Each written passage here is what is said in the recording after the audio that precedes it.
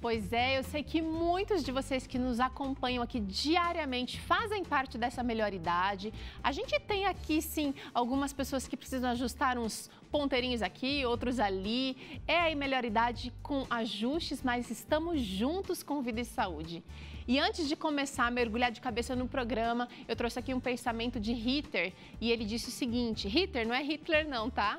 Ritter disse: gratidão é uma das mais nobres virtudes humanas. E uma profunda marca do caráter cristão. Então, se você acredita em Deus, acredita no ministério de Cristo, você precisa começar a exercer a gratidão e pode começar com as pequenas coisas. Pequenas coisas. E você vai perceber que você vai perceber grandes coisas na sua vida que talvez tenham passado despercebidas até agora. Bom, a gente quer a sua opinião também aqui sobre o programa, sobre o assunto de hoje. Então, interaja com a gente através do nosso número do WhatsApp. Envie aí sua pergunta, seu recado. O nosso número é 12 982660004. E aproveita, quando você mandar sua mensagem, não esquece de dizer seu nome e de onde você fala, tá bom? Doutora Ellen, obrigada por participar com a gente hoje no Vida e Saúde. Novamente, a gente se encontra diferente hoje, mas adorei o assunto de hoje porque existem muitas dúvidas, assim como na introdução alimentar, logo na primeira infância, nessa fase da vida também existem dúvidas. E acho que é isso que a gente vai falar um pouquinho hoje, né? Oi, Teru, boa tarde. É uma delícia estar aqui com vocês de novo. E sim, tem muitas dúvidas, muitas coisas legais para a gente conversar sobre esse assunto. Legal. Agora é o seguinte, a alimentação na terceira idade faz total diferença. E para provar para você, a nossa repórter Rafa conversou com um casal muito especial que leva a sério a alimentação não só pensando na terceira idade, mas durante toda a vida. Vamos acompanhar. A velhice é inevitável, vai chegar para todos. Mas quando chegarmos lá, eu tenho certeza que você aí de casa quer chegar bem, saudável, bonito. Pois é, e sobre isso que a gente vai conversar. A alimentação é muito importante nessa fase. E eu tô com um casal bem especial aqui, o Luiz e a Mary, que cuidam da alimentação, fazem exercício físico, eu acompanho um pouquinho eles nas redes sociais e sempre percebo que estão assim ativos para chegar nessa terceira idade, saudáveis e bonitos, né? Muito bem. Mary, conta pra mim, vocês se importam, vocês cuidam da alimentação, como que é essa rotina para vocês no dia a dia? Olha, quando eu conheci o Luiz Cláudio, tá? Antes dos meus 20 anos, ele já era bem natureba. Eu achava aquilo, nosso primeiro encontro, quando eu olhei ele comendo aquele prato de espinafre com gergelim. Era até um restaurante macrobiótico. Aí eu falei assim, me leva para uma padaria. Aí tomei guaraná com pão doce, falei, nossa, caramba. Aí ele foi tentando me converter, né? Me alfabetizar nessa área. E eu gostei bastante enquanto eu estava envolvida com pessoas que faziam a mesma coisa. Fomos trabalhar lá na Clínica Vida Natural. Nossa filha primeira nasceu lá, então enquanto eu estava naquela redoma, estava ótimo. Mas depois que eu saí de lá, eu desci ladeira abaixo. Depois de alguns anos enfiando o pé na jaca, eles me contaram que decidiram mudar, mas infelizmente a mudança só veio mesmo através da dor. Quando eu adoeci com 47 anos, tive um diagnóstico de neoplasia no encéfalo, um tumor crescente para o hipoglosso, onde eu ia ficar surda e muda. E aí que eu falei assim, gente, não é que Luiz Cláudio tem razão. E esse maridão realmente tem razão, viu? Luiz está de parabéns. Olha só essas publicações na internet que o casal faz. Só tem coisa saudável e de dar água na boca. Mas olha, as mudanças não pararam por aí. Quando cheguei nos meus 40, eu tomei algumas decisões, mesmo sendo vegetariano, eu tomei algumas decisões importantes.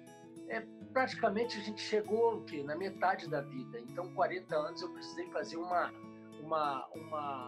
avaliação, né? E aí eu tive que tirar algumas coisas. Uma das principais coisas foi beber água, beber líquido nas refeições. Isso aí foi a primeira coisa para mim, entendeu? E a outra coisa foi eu começar a parar de comer de noite. Olha só quanta coisa legal esse casal faz. Então, para eles, o segredo foi mudar a alimentação por completo, fazer exercício físico e buscar a Deus. E, é claro, as mudanças vieram com muitos benefícios. Diferença, sim. Eu estava até mais gordinho. 7 anos atrás, eu estava com... Aí veio morar nesse sítio aqui, nosso celeiro. Mas eu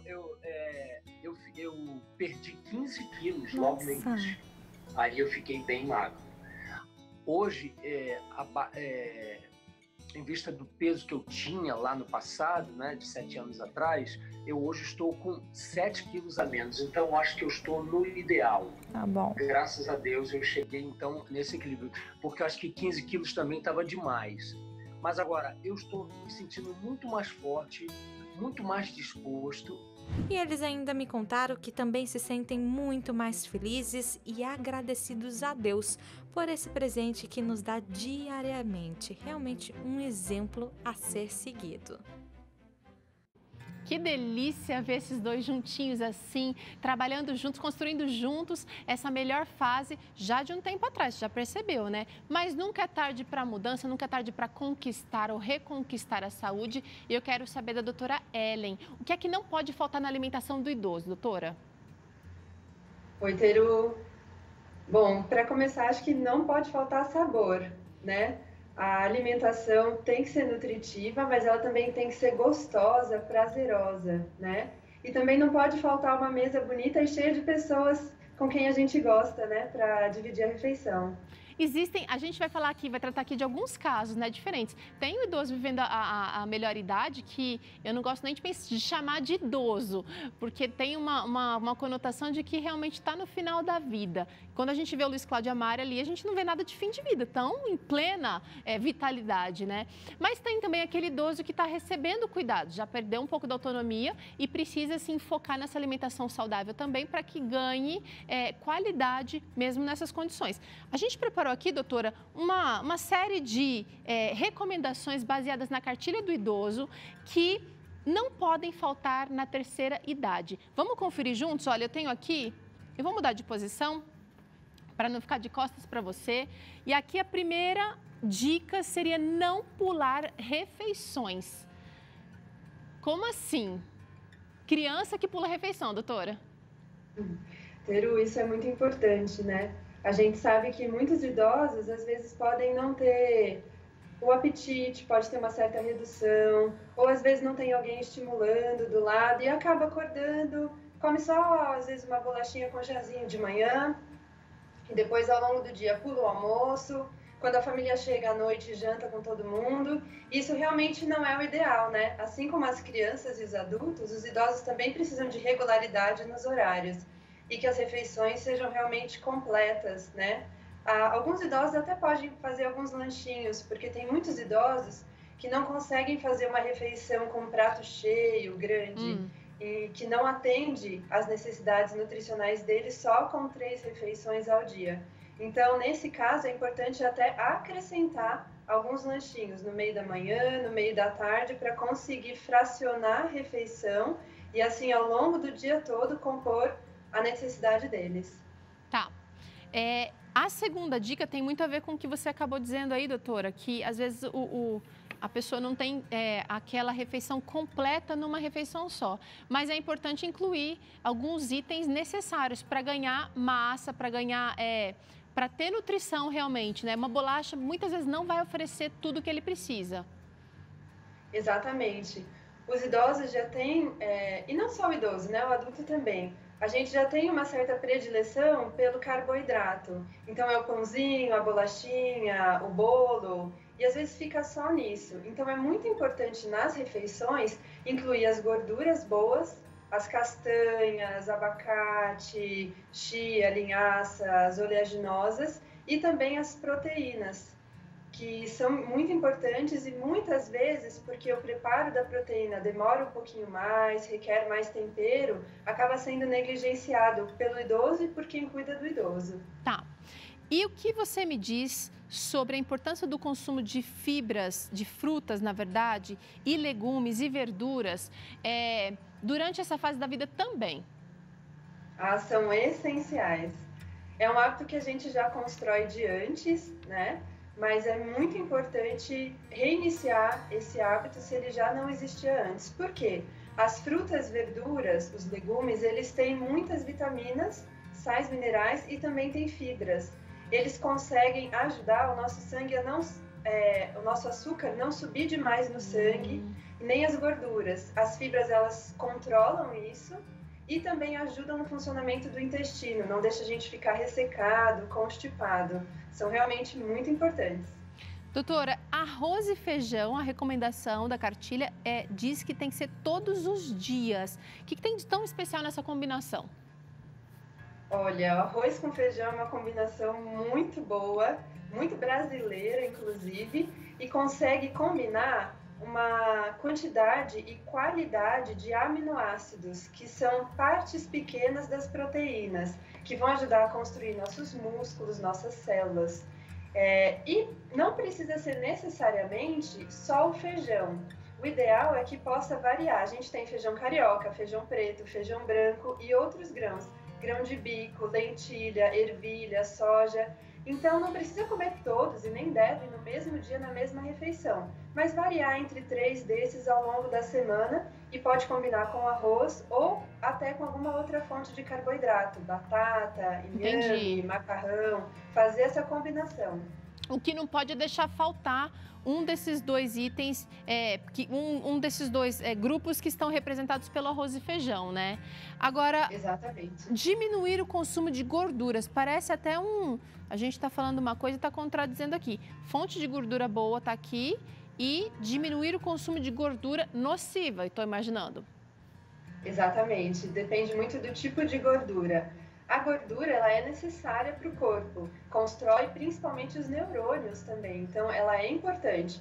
Agora, existe a gordura que vai ser boa, anti-inflamatória, que é aquela dos vegetais, como abacate, por exemplo, da linhaça e da chia, que tem bastante ômega 3, são ótimos para o funcionamento geral do corpo, da memória.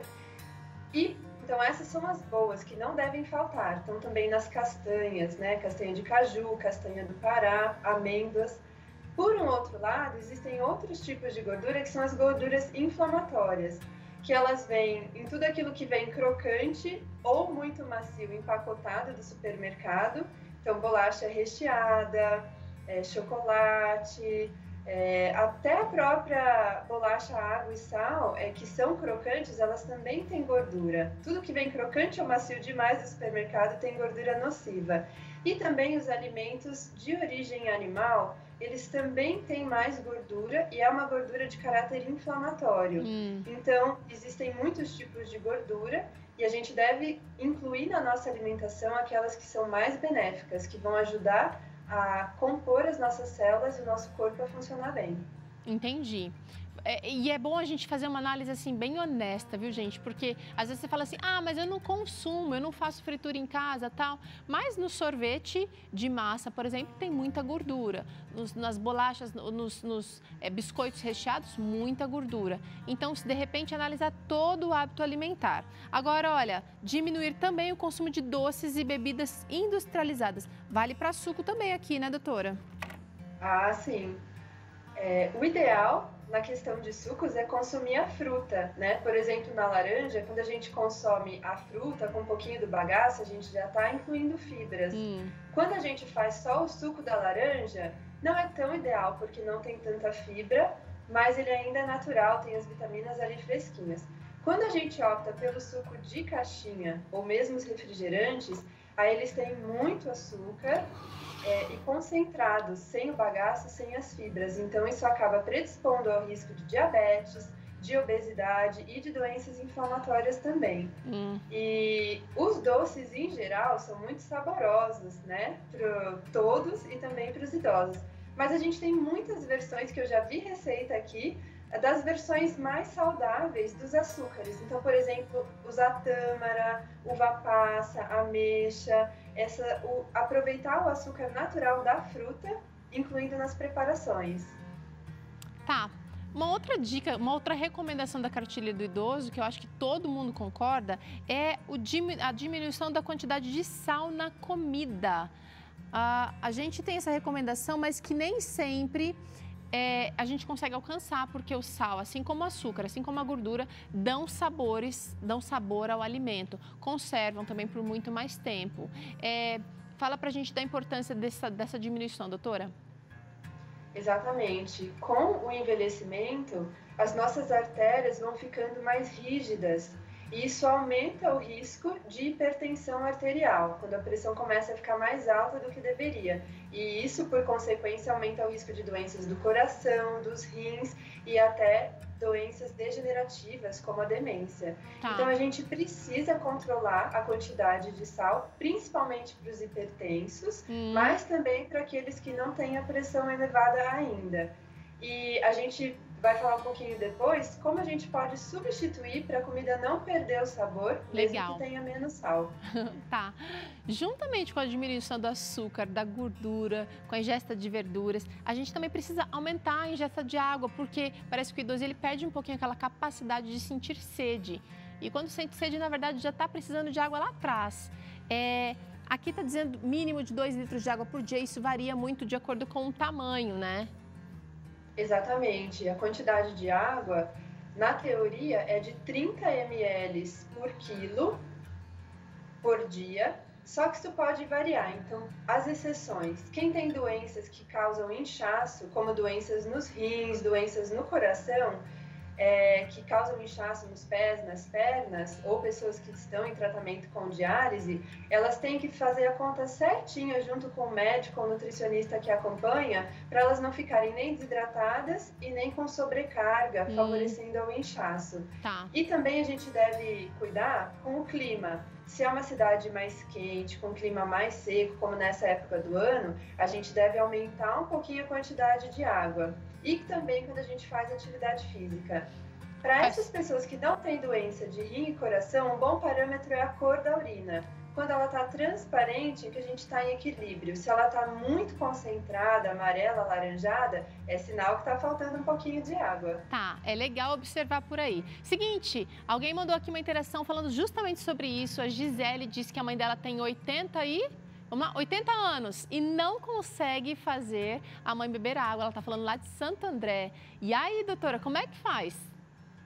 Olha, essa é uma questão muito comum que tanto os pacientes idosos quanto os cuidadores familiares trazem, né?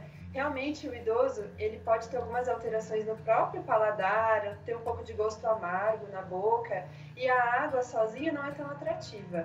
A gente pode usar alguns recursos. O primeiro recurso é fazer a água flavorizada. Então, colocar hortelã, limão, laranja em fatias, morango, carambola, essas coisas que possam dar sabor à água. Isso já torna mais atrativa.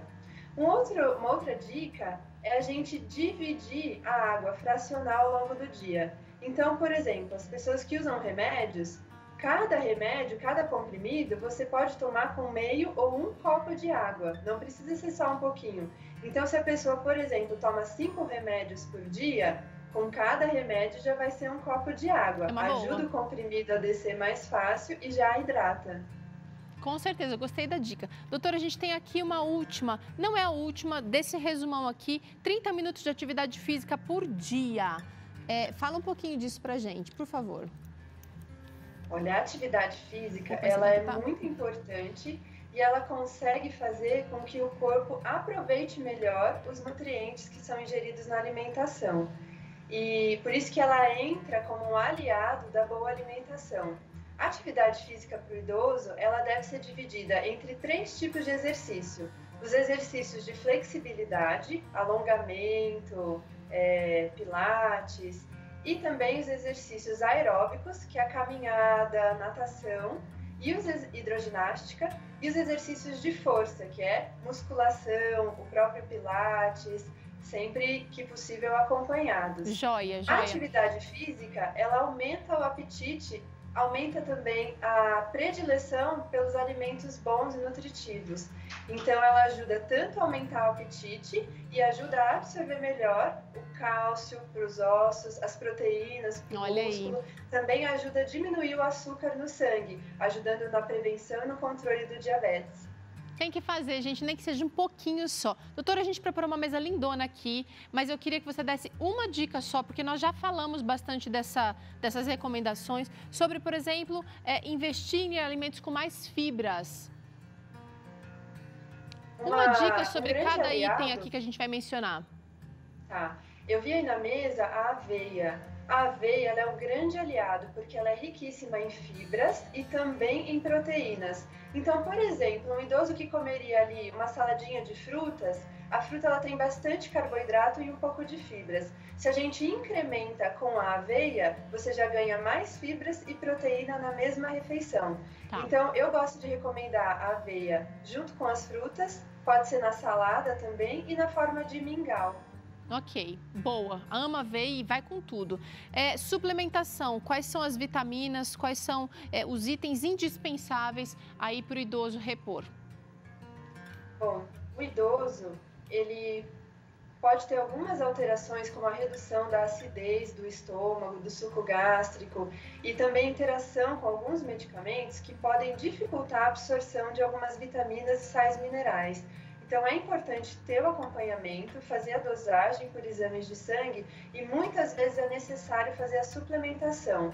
Eu coloquei esses 3 principais, que são a vitamina B12, a vitamina D, quando só a exposição solar não é suficiente, e o cálcio, o ideal é que a gente obtenha da alimentação e, quando muito necessário, a gente suplementar.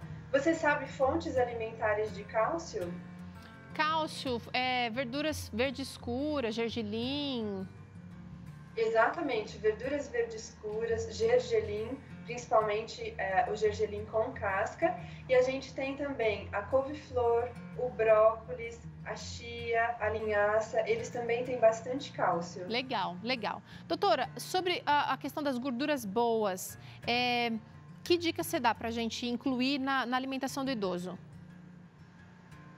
Eu costumo usar bastante as castanhas como um mix ali nas frutas ou então como lanchinhos. Eles são ótimos, você pode levar na bolsa. Às vezes o idoso vai para alguma atividade, vai para alguma consulta, vai fazer atividade física, vai em algum centro social. É sempre bom ter alguma coisinha para comer no intervalo. Então as castanhas são um ótimo lanchinho, não estraga e eles também vão dar as gorduras boas, selênio e vários outros nutrientes. Legal. Se o dente já não está mais colaborando, se está muito duro, você pode ralar essas castanhas, bater, fazer suco, fazer leite, que funciona. E a última dica, doutora, você falou para a gente diminuir o sal da alimentação, só que ninguém merece comer comida sem gosto, sem sabor.